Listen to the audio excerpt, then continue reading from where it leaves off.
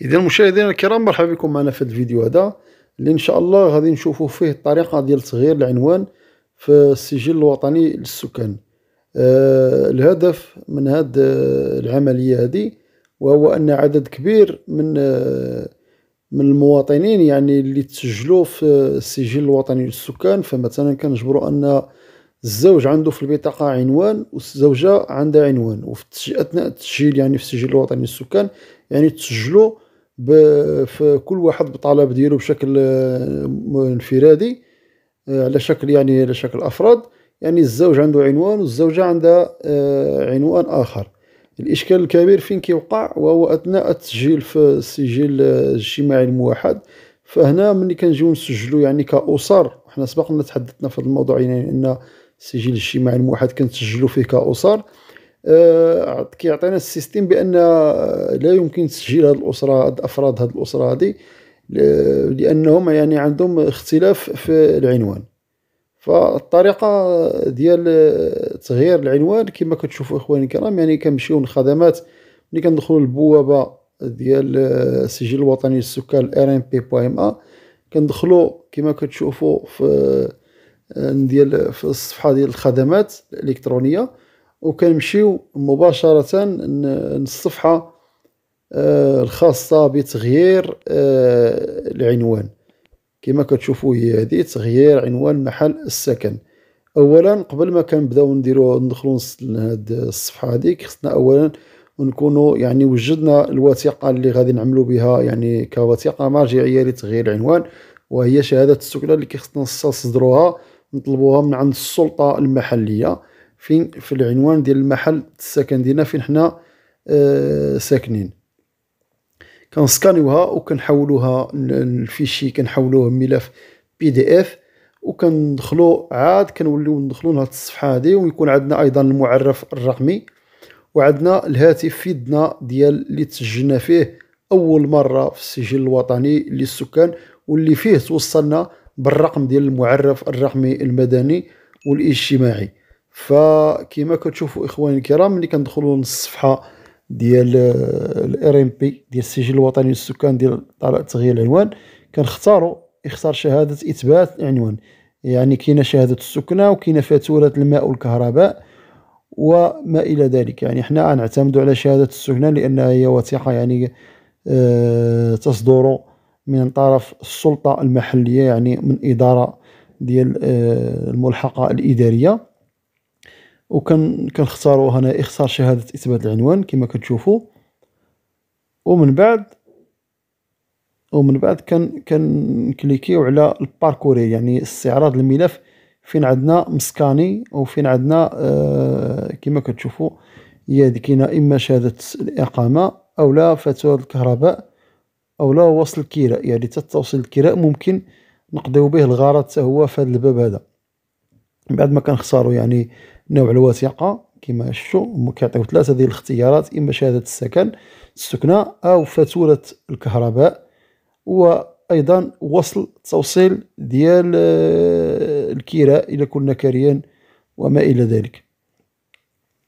يعني هادو هما ثلاثه الوثائق اللي كيعتمدوا عليهم يعني السيستم ديال الموقع ديال السجل الوطني للسكان باش كمرجع باش يبدلوا به العنوان السكني. يعني كندوزو مباشره ديك الصفحه الثانيه اللي فيها الفلاش طالع الفوق، وكنسكانيو وكتكون الورقه عندنا مسكانيه، وكندوزو لهاد الاستماره. كنختاروا كما كتشوفوا العنوان الشخصي، الجهه هي الاولى، نشوفوا الجهه اللي غنعملو، ومن موراها كنديروا العماله او الاقليم، وكاين ايضا الدائره او البشويه او المقاطعه، وكاين ايضا الملحقه الاداريه، وكاين يعني الحي او الدوار او الجماعه، ومن موراها كنديروا الشارع او الزنقه او ما الى ذلك. هذا العنوان كيكون عندنا في شهاده السكن اللي عطاتها لنا الملحقه الاداريه.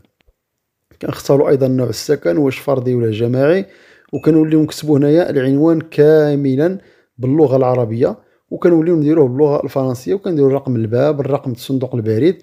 هنا الصفحه الخانه اللي ما قبل الاخيره كندخلوا المعرف الرقمي، وكندخلوا وكنكليكيو على ذاك الرمز اللي قبلته ديال ارسال رمز الدخول. ملي كي هنا كنتوصلوا كما قلنا في الاول، خصنا يكون عندنا الهاتف حنا معدنا في يدنا باش نتوصلوا بالكود اللي باش كيتاكدوا بان راه فعلا صاحب الطلب هو اللي كيعمل هذه العمليه هذه. وكنوليو نديروه في الخانه المواليه، وكنديروا تاكيد تغيير العنوان، وكتجينا ديك نتيجه الاستعلام الخاصه بك. ومن موراها كنكليكيو في ديك الرمز البوطون اللي لتحت، وراه هو كتشوفوا ها هو تيليشارجا لنا الفيشي بي دي اف، وفيه واحد السيري وفيه ديك البيانات ديال العنوان الجديد كما كتشوفوا. هي هذا العنوان، هي هذه الوثيقه ملف بي دي اف. ها هو الملف كما تشوفوا ان شاء الله. كيطلع الملف بحال هذا الشكل هذا، استعراض. ها هو غادي يخرج الملف.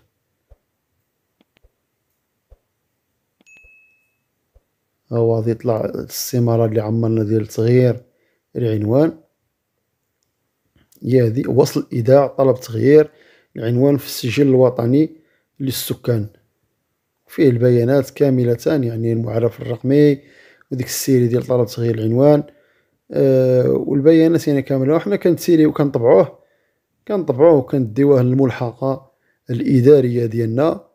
وهذا ما كان إخواني الكرام، يعني هذه هي الطريقة. ومن بعد كيتوصلوا بواحد الرسالة في الهاتف، كدوز واحد اليومين أو 24 ساعة، وكنتوصلوا بواحد الرسالة في الهاتف ديالنا اللي كتأكد لنا أنه لقد تم تغيير العنوان بنجاح. يعني كنتوصلوا بهذه الرسالة هذه في الهاتف ديالنا بأنه راه تم تغيير العنوان في الموقع ديال السجل الوطني للسكان.